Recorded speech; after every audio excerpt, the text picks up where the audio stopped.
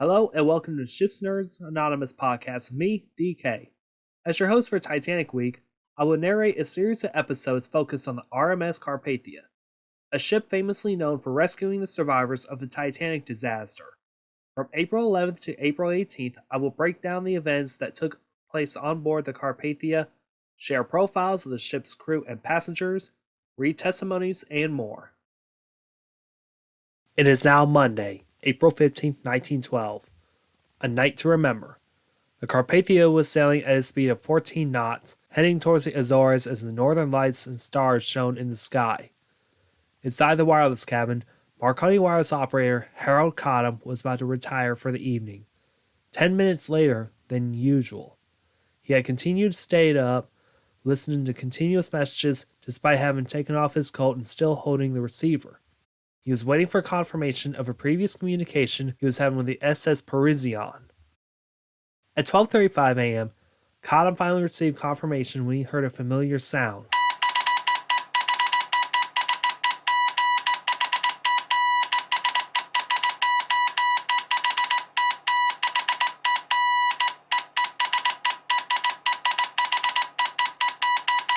A series of dots and dashes from the brand new liner, the RMS Titanic, where operator Jack Phillips was sending out wireless messages to other ships.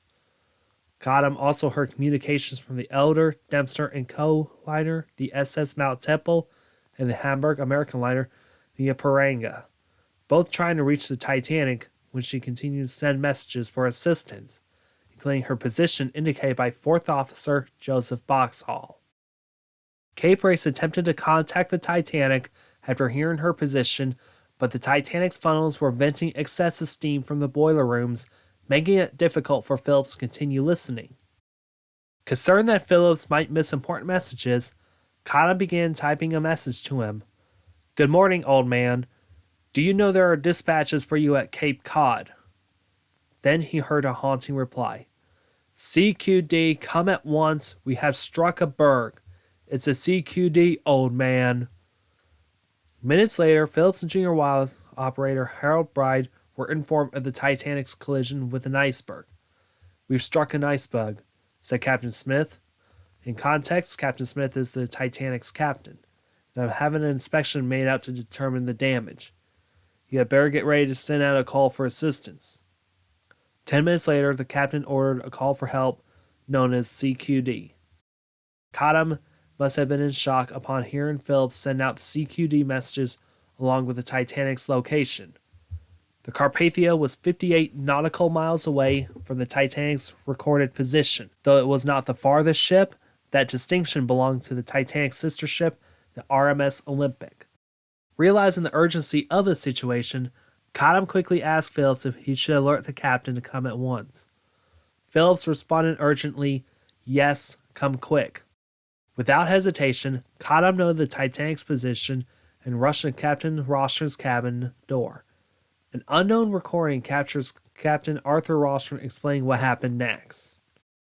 In those days, wireless was but a recent addition to the equipment of ships at sea. We were quite proud of our installation, and we only carried one operator. This man should have finished duty at midnight, yet here he was at 12:30, and he was still listening in. But he was on the very point of retiring. He was, in fact, in the act of bending down to undo his boots when the dread call came, for in his interest he still retained the phones upon his ears. "SOS Titanic calling. We have struck ice and require immediate assistance." And throwing the earphones on the table, he raced to the first officer who was on watch at the time. It is a dramatic thought that if the signal had been 2 or 3 minutes later, we wouldn't have picked it up. The news was at once brought to me. Curious how trivial things stamp themselves on the mind in moments of crisis. I can remember my door opening, the door near the head of my bunk which communicated with the chart room. I had but recently turned in and wasn't asleep, and drowsily I said to myself, "Who the dickens is this cheeky beggar coming into my cabin without knocking?" Then the first officer was blurting out the facts, and you may be sure I was very soon wide awake with thoughts for nothing but doing all that was in the ship's power to render the aid called for. So incredible seemed the news that, having at once given orders to turn the ship, we were bound from New York to Gibraltar and other Mediterranean ports, while the Titanic was passing us westward bound, 60 miles to our northward. I got hold of the Marconi operator and assured myself that there could have been no mistake. "Are you sure it is the Titanic that requires immediate assistance?" I asked him. "Yes, sir." But I had to ask again, "You are absolutely certain?" For remember, the Wallace was not at the pitch of perfection and reliability it is today. "Quite certain," he replied. "All right," I said then. "Tell him we are coming along as fast as we can." I went into the chart room, having obtained from the operator the Titanic's position. It was latitude 41 degrees 46 minutes north, longitude 50 degrees 14 west. Not long after, the emergency bell rang, summoning the crew, who began preparations, including readying Jacob's ladders, opening the gangway doors, and preparing hot food and beverages, as the Carpathia raced to aid the Titanic. Extra firemen were ordered to shut off heating systems to direct all steam to the engines in the boiler rooms. Additionally, oil was prepared to calm the sea if needed, and rockets remained ready. In the ship's chart room, Captain Rostron ordered the helmsman to turn the Carpathia, turn 52 west, full ahead. Second Officer James Bissett was in his cabin reading when he heard Rostron's call for all hands on deck. Lifeboats were swung out, and the chief engineer, chief officer, and other officers were dispatched. Upon hearing the orders, Bissett sprang up the bridge ladder to find out more. First Officer Horace Dean excitedly informed him the Titanic has struck a berg and has sent out a distress signal. Bissett couldn't believe it. He recalled overhearing a duel of old salts arguing about the Olympic, the Titanic's sister ship, in a Liverpool pub. Now he was hearing the unthinkable. Could the Titanic be in grave danger? It was a lot to process. On the bridge, Chief Engineer Alexander Johnston and several officers were with Rostron, giving instructions to ensure the men worked at maximum speed to reach the Titanic's aid. However, there was one significant issue. It would take the Carpathia 4 hours to arrive, and the question loomed in the air. Would the Titanic stay afloat until then? Despite the urgency, Captain Rostron instructed the crew to carry out their task as quietly as possible so as not to alarm the passengers. Nevertheless, some passengers noticed the commotion. Cottam did not receive any messages from Cyril Evans aboard the Californian, the ship recorded as closest to the Titanic. Evans had turned off his radio for the night after receiving a fiery response from Phillips. Despite seeing distress flares in the sky, the Californian never came to the Titanic's aid, and by the time it did, it was too late. At around 1:45 a.m. ship's time, Cottam noticed that the Titanic's signal were becoming faint and weak. Soon he received the last message from Phillips, "Come quick, engine room filling up to the boilers." While this was the last message Cottam would hear from Phillips, other ships continued to receive messages until the Titanic lost power at either 2:05 or 2:10 a.m. She would sink at 2:20 a.m. ship's time.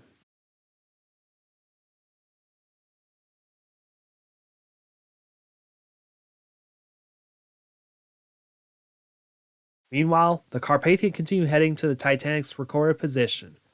At 2:40 a.m., the Carpathia was just 25 minutes away when a green light was spotted on the horizon ahead. In his testimony following the rescue, Bissett described it as a starboard navigation light of a steamer. He, Rostron, and a few crew members hoped the Titanic was still afloat, but when the light disappeared, they realized it had been a distress rocket. But fearing the worst, Rostron ordered rockets to be fired in reply, followed by Cunard identification rockets, which were colored balls of Roman candles or fireworks shot off every 15 minutes. 5 minutes later, Bissett spotted the glimmer of icebergs 3/4 of a mile ahead on the ship's port bow. I immediately reported it by calling to the captain, who was standing by the helmsman. Bissett later recounted, He reacted promptly and in a seaman-like manner, altering course starboard and reducing speed to half. With careful maneuvering, the Carpathia avoided the iceberg by ample clearance.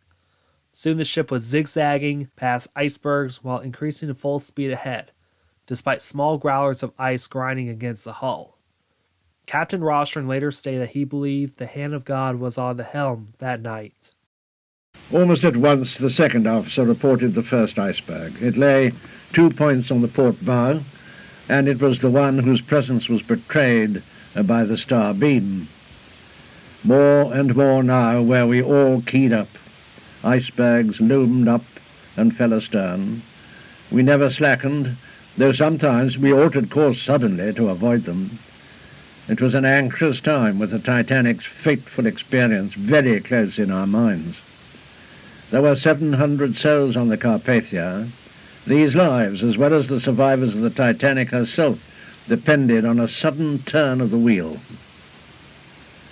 As soon as there was a chance that we were in view, we started sending up rockets at intervals of about a quarter of an hour, and when still nearer, fired the company's Roman candles, or night signals, to let them know it was the Carpathia that was approaching.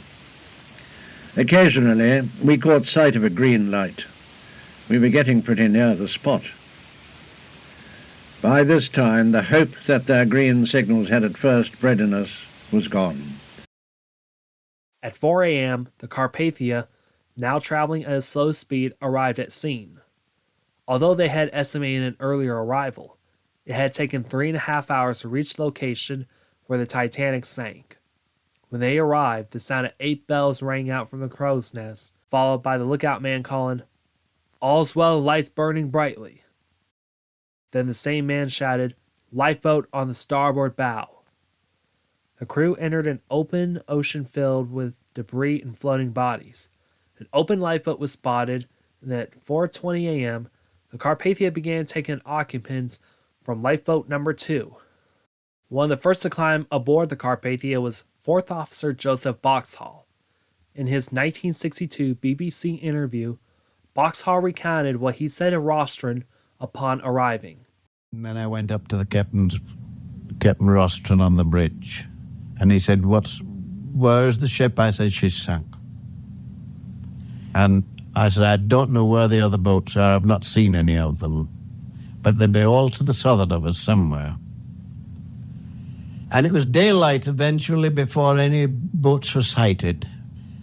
And it was nearly 8 o'clock, I think. As near as I can remember, it was certainly broad daylight when we picked up the other boats. We cruised around in the Carpathia then. As the morning progressed, the Carpathia's crew and possibly passengers spotted more of the Titanic's lifeboats within an area of about 4 miles. As the sun rose, additional lifeboats approached the Carpathia, most of which were not filled. The ship had to maneuver to windward of the boat several times to avoid icebergs and to collect the lifeboats struggling to reach the ship. The Carpathia's crew then assisted the survivors of the Titanic, helping them climb up rope ladders or hoisting them up in slings or chairs. Children, however, were winched aboard in canvas sacks. One by one, each lifeboat arrived. However, when the survivors boarded the Carpathia, many were numb from the cold and shock, and many of them were weeping.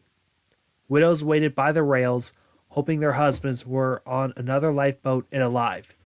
An incident arose between 2 women in 3rd class over a baby, prompting Captain Rostron to intervene and resolve the issue. Meanwhile, saloon passenger Bernice Palmer began taking pictures of the lifeboats and the surviving passengers on the boat deck. Before the Carpathia reached Titanic's reported location, Palmer couldn't sleep due to the bitter cold. She heard the Carpathia's engine stop, then got up from her bed and looked out the porthole, where she saw several of the Titanic's lifeboats. Excited, she ran towards the boat deck with a camera. Palmer would later sell her pictures to a New York news agency, Underwood & Underwood, for $25. However, she took legal action against the agency regarding the use of her material and ultimately managed to buy the images for a token sum of $1. Of all the survivors aboard, None caused more controversy than J. Bruce Ismay, the chairman of the White Star Line, who survived the disaster by boarding Titanic's collapsible lifeboat C. Upon boarding the Carpathia, Ismay was in a state of shock. He leaned against a nearby bulkhead, and Dr. McGee approached him, asking him if he would like to go into the saloon for a soup or coffee. Ismay replied, "If you will leave me alone, I will be happy you're here," expressing his desire to remain on the deck.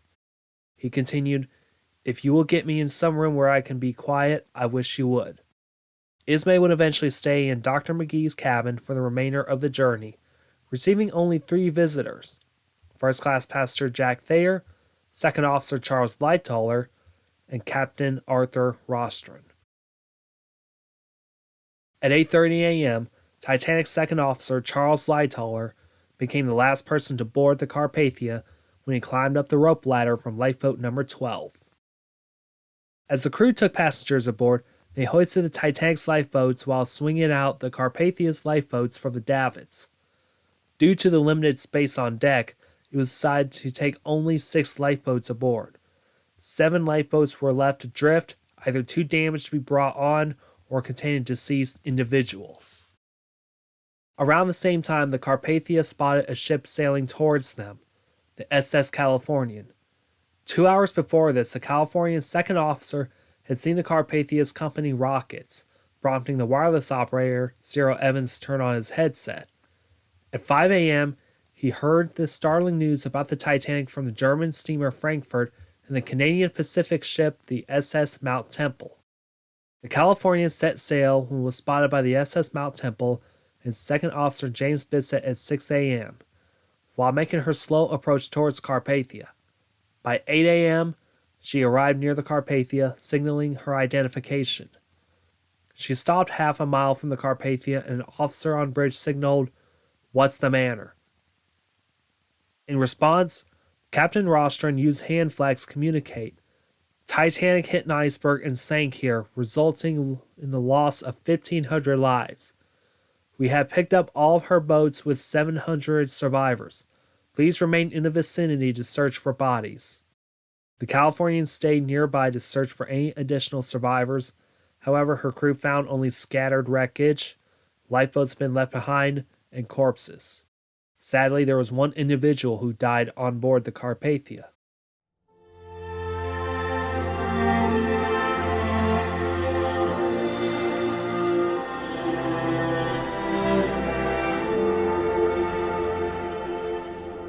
Able seaman William Lyons lost consciousness after being pulled into lifeboat number 4.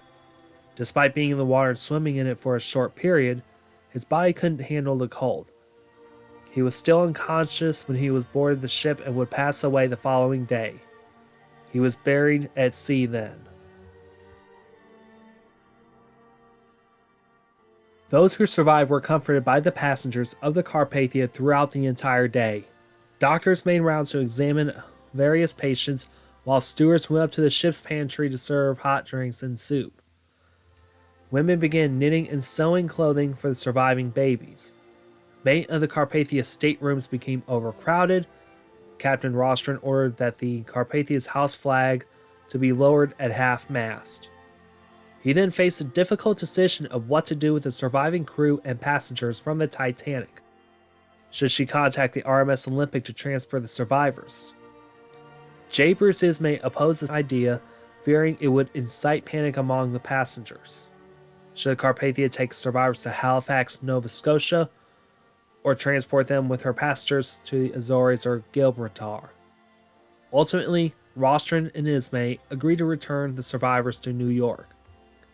After making a slow circuit around the wreckage and conducting a divine service in the first-class lounge, Rostron gave the order to bear away from the wreckage southwestward.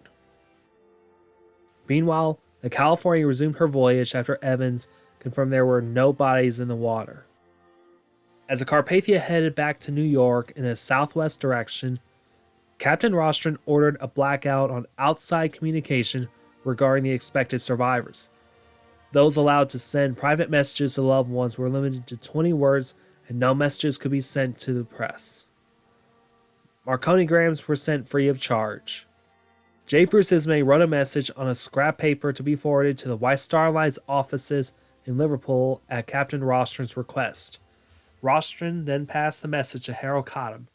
The haunting words from Ismay were, "Deeply regret to advise you, the Titanic sank this morning after a collision with an iceberg, resulting in a serious loss of life. Full particulars later. Bruce Ismay."